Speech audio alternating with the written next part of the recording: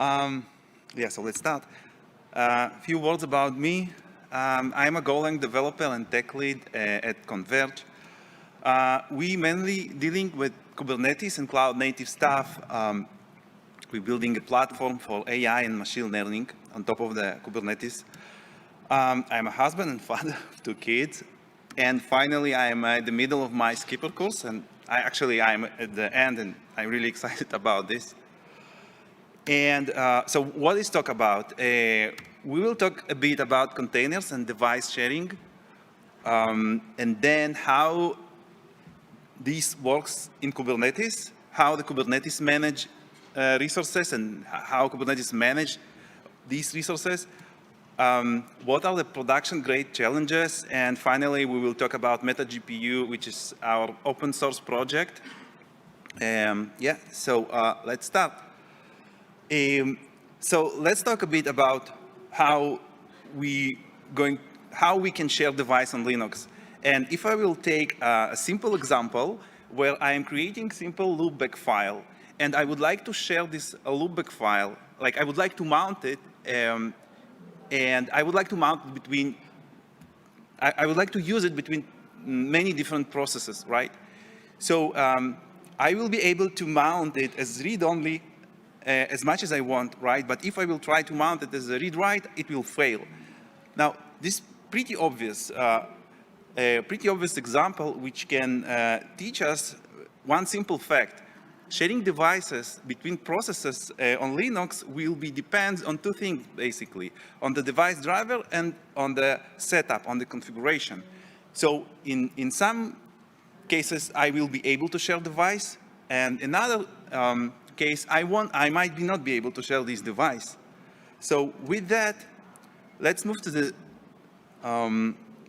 second simple question.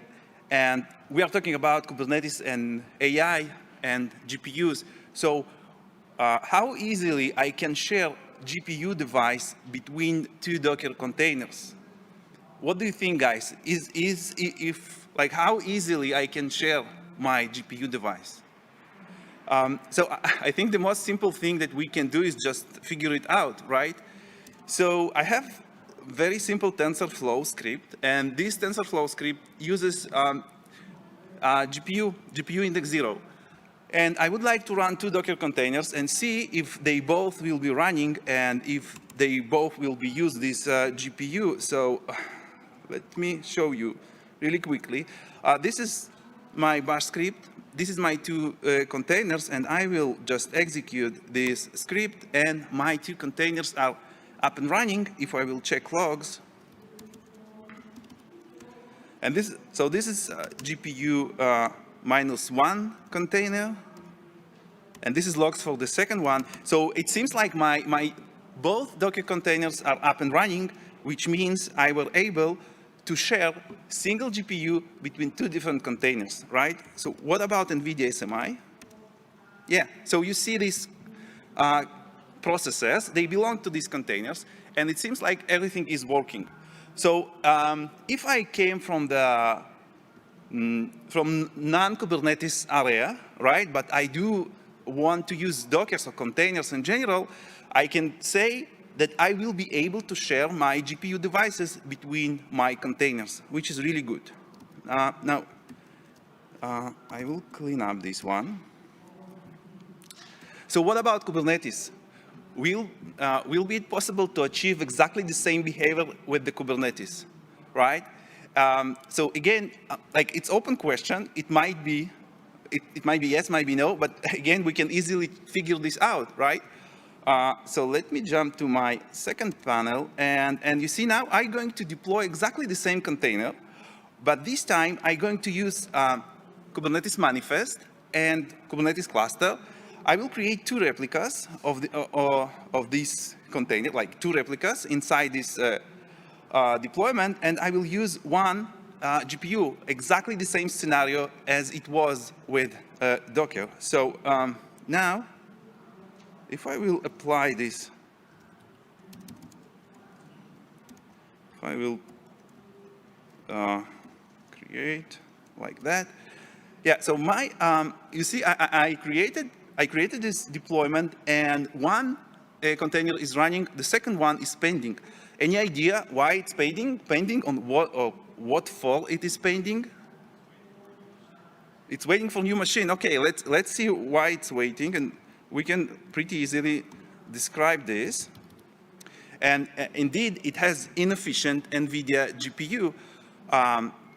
This is what at least Kubernetes think happening.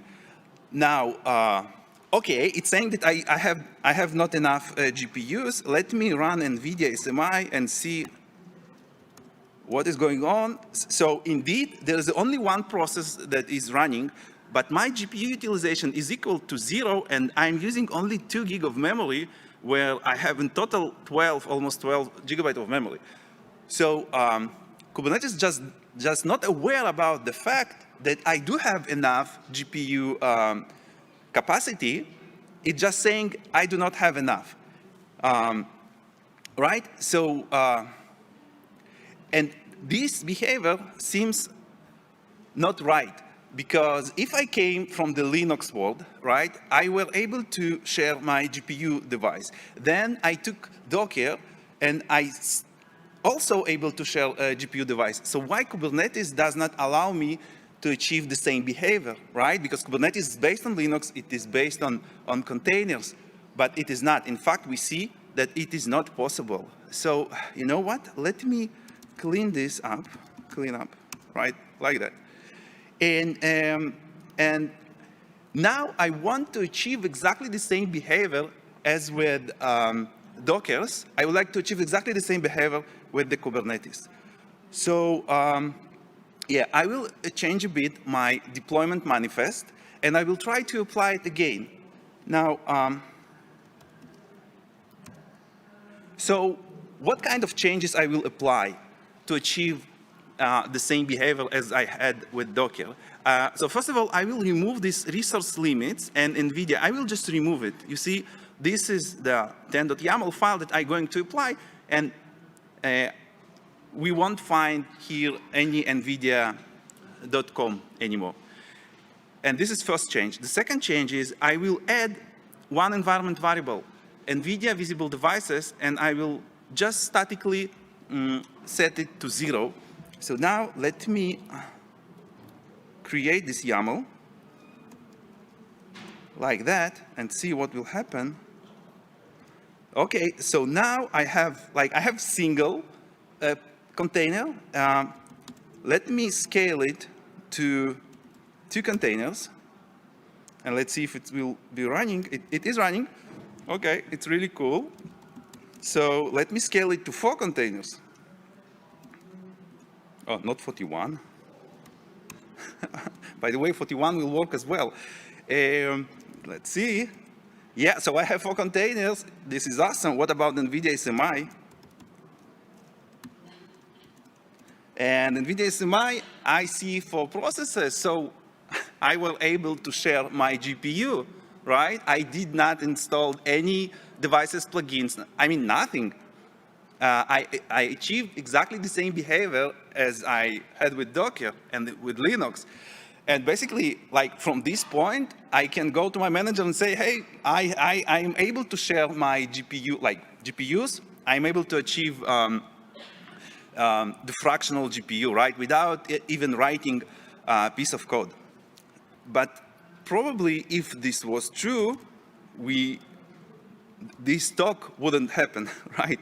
There is a reason why I'm presenting.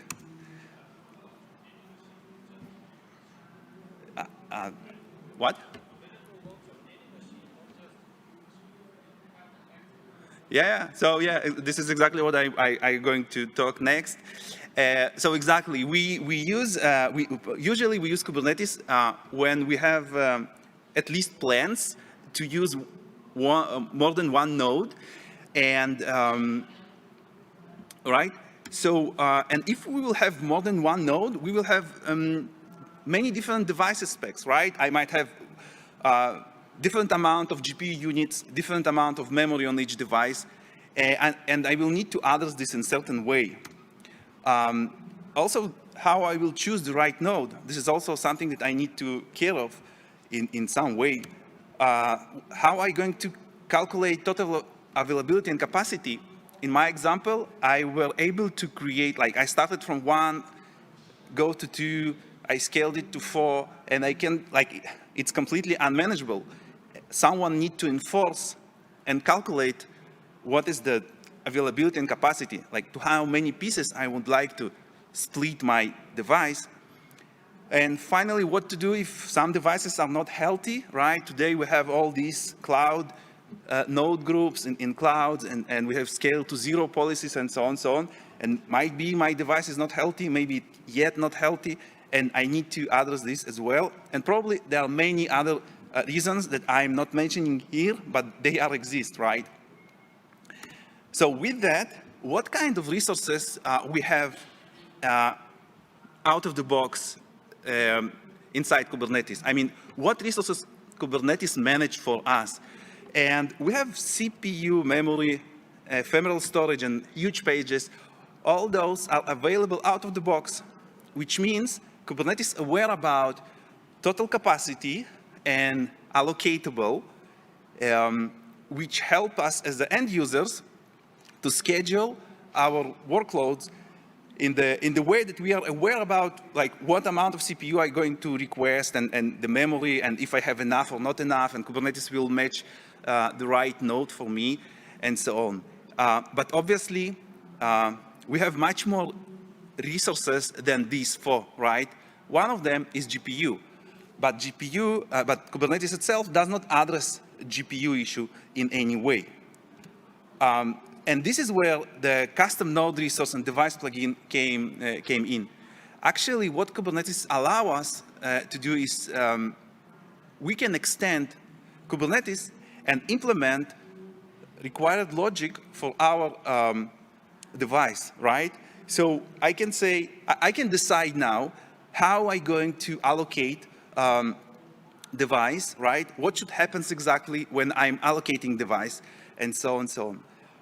So very quickly, Kubernetes Device Plugin based on gRPC service, you need to implement gRPC service. It will communicate to kubelet through Unix socket, and you will need to implement 5 RPC methods and 1 registration call. All right, so let's see the MetaGPU in actually how it's working. So in terms of architecture, we have these 3 binaries. So MetaGPU, actually, this is daemon set, which is running on each Kubernetes node. And we have mgctl, which is binary for management, and Prometheus exporter to export some metrics.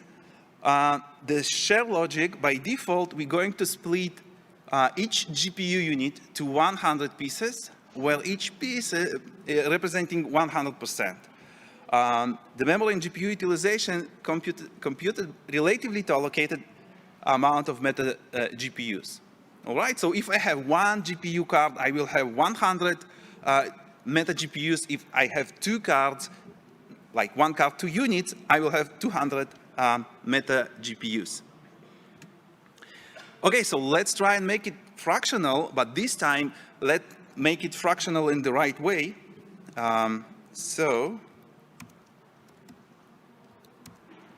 Yeah, I will create this YAML file, and it's still pending now, right? So I will check. I will edit deployment, and this time, instead of requesting nvidia.com, I will ask 30%, like that, of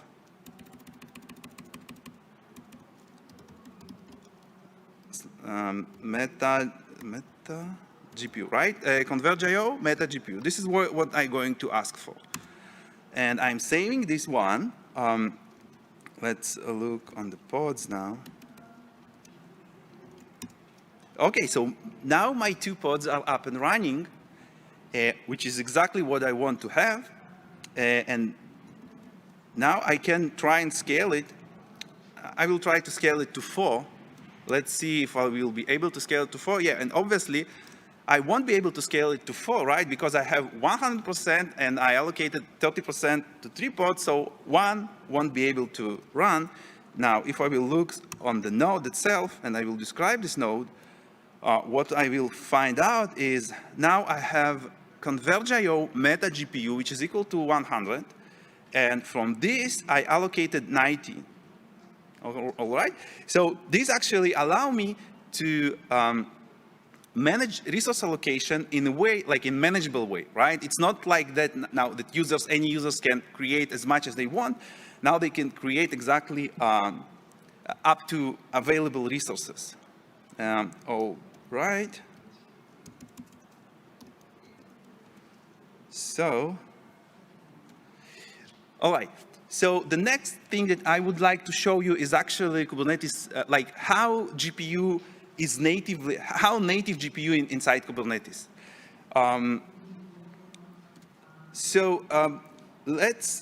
Let me show you something. I will create, again, it's the same script. It's MNIST training with TensorFlow. And my, in the 1 second, my container is up and running. OK, now it's running, which is cool. Now I'm running as a root. So I have SSH access to this machine, and I'm a root. And if, as a root, I will run NVIDIA SMI, I will see my process up and running, which is good, basically, right? Pretty obvious. So if I will do the same command from the container, I do not have any processes available, right? So why is that? I mean, something is going wrong here. Now, usually, when we are running inside cloud and we have all these immutable nodes, we, like the data scientist, won't have access to the SSH node, right? This is usually what will happen. And if I'm if I'm running just my MNIST model training and I just want to see what is the utilization. I mean, I as a data scientist want to see what is the actually memory usage. I won't be able to get this information. So we wanted to address this by we wanted to address this issue. So we created MGCTL binary, which allow us, and not only us, but our users, to see all the relevant information for their workloads. So again, as a root, I'm able to execute this command, but now I have much more information. So for example, NVIDIA SMI does not provide for me any information about Kubernetes itself, right? I have only the process name, and that's all, basically the memory and the PID, but I am running inside Kubernetes, so I would like to see, for example, the pod name, the namespace of the pod, what is the amount of MetaGPU request is allocated for this for this pod, and also maybe some node information, like on which exactly node it is running. Now, if I will run the same command as container owner, so I'm getting also some information, useful information, which is not available when I'm using NVIDIA SMI, right? And this is like pretty useful, I believe, because now users, they do not need any more root access, and they're completely OK to go and run this command inside containers. OK. So I will clean up this as well. And I will move forward. So what about limit enforcement? Now, when we are able to split, to share a single GPU, what will make, like we need some way to enforce the amount of memory or GPU utilization that has been allocated for each share, right? Because like the Kubernetes will make the schedule for us, but in the same way as it's happened with the regular memory, right? But C groups will enforce memory. Now, we do not have C groups for GPU, and that's why we need to address this problem also. So let me create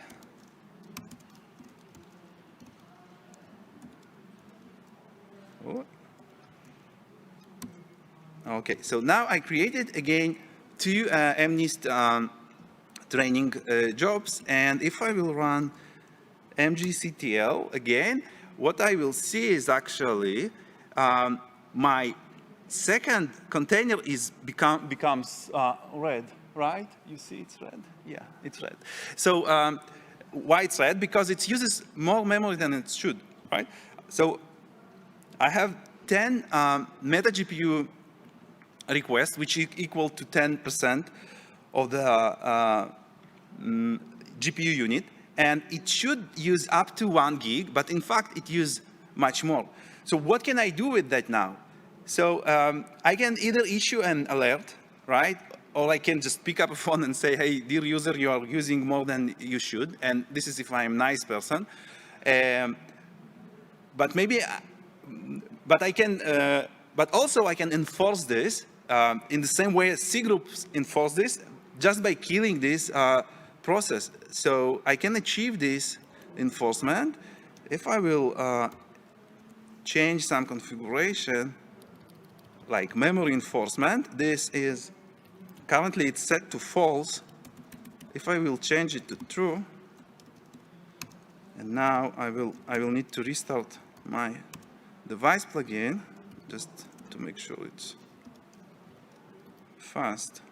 Yeah, now my device plugin has been restarted, and now in a few moments we will see that this container you see now it has been terminated. And so each time this container will start, and once it will use more memory in this scenario than it should, this container going to be killed, and it will fall to the crash loopback state. So then we can choose how to address this. We either reduce amount of memory, or we increase amount of MetaGPU requests. All right, so right now, oh yeah, so how the event looks like, right? Oh yeah. So currently we do not have events, but what should happen is actually we have exporter, Prometheus exporter, which can be used with the Prometheus and Alert Manager, and based on that, users can create an alert.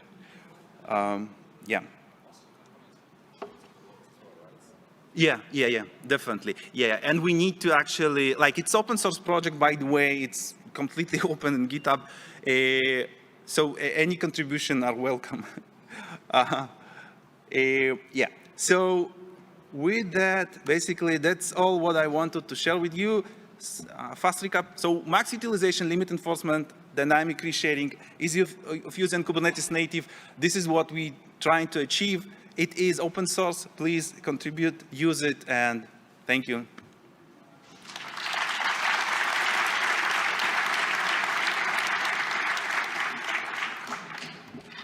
Does anyone have any question? Hi. Hey. Hello. I don't know if they can hear me. Hello? Hello? It's good? Okay. Thanks for that talk. I was wondering if you might comment a little bit on how this interacts, if at all, with the vendor tools that do the same thing from NVIDIA, for example, the sort of multi-instance GPU, which I saw you were running in your driver screenshot. Yeah, so good question, thank you. So the thing is, first of all, not each GPU card has support for MIG. There are many other cards, old cards, which does not support MIG, and we still want to share them. So this is the first comment. The second thing is to configure MIG might be sometimes not easy thing to do. Also, it has some limitation. You might need to reboot the node. You cannot easily reshare, right? Because if you would like to reshare, you need to stop all the workloads and so on and so on. So the plans for this project is to use NVIDIA open source libraries, NVML, for example, which they have, and build on top of it cloud native Kubernetes native tooling, which will simplify day-to-day work. Yeah.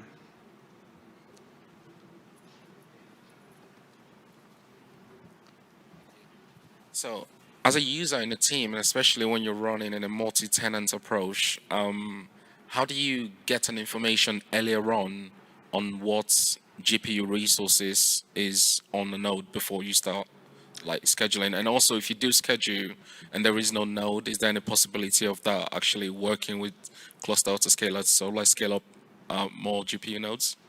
Okay, yeah, right. So again, the plans, now what I showed is actually converge.io/MetaGPU. Now, the plan is, the real plan, like the big plan, is to create a logic which will allow you to bind a resource name to certain GPU.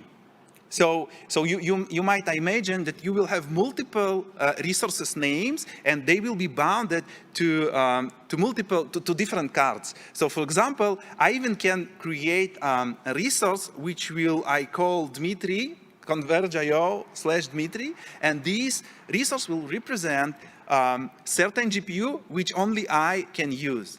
So for example, and regarding the multi-tenancy and the way you can see all these devices. So we have different visibility scopes. And when you are running this command with the device level visibility scope, you will see the complete spec of device.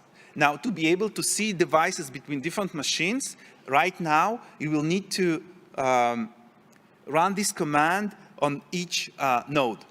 We have plans to create, like, we need to see how community behaves, if we really have, like, people like it, people want to use it.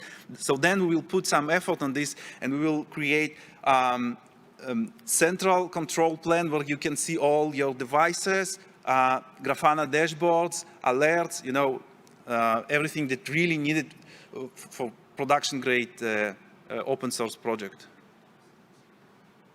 Thank you. One quick question. Is it possible to overcommit, basically? So to request, for example, many devices, but set the enforcement limit only if user really eat above the cap? Yeah, right. So good question. So the thing is, yes, you can overcommit, but what will happen is there's two scenarios. If you overcommit, your container might get killed, or it might be continue running as usual. To avoid overcommitment, you need to add support inside your code. So what does it mean inside your code? When I'm running my TensorFlow scripts, I'm specifying the total amount of available memory. All right? So, and this need to be a tango between device plugin and your code. In certain way, it's very similar to Java, right? So if I will run Java without max and min parameter for the memory, it will use all the memory regardless what I configured inside my Kubernetes limit and request. So in short, yes, overcommitment is possible. And to avoid overcommitment, you need to apply changes at the code level, or you can leave your code as is, and then you can decide what should happen when overcommit is happen. Either to kill this container or just leave it running and get some alert for this. Thank you very much. Thank you, guys.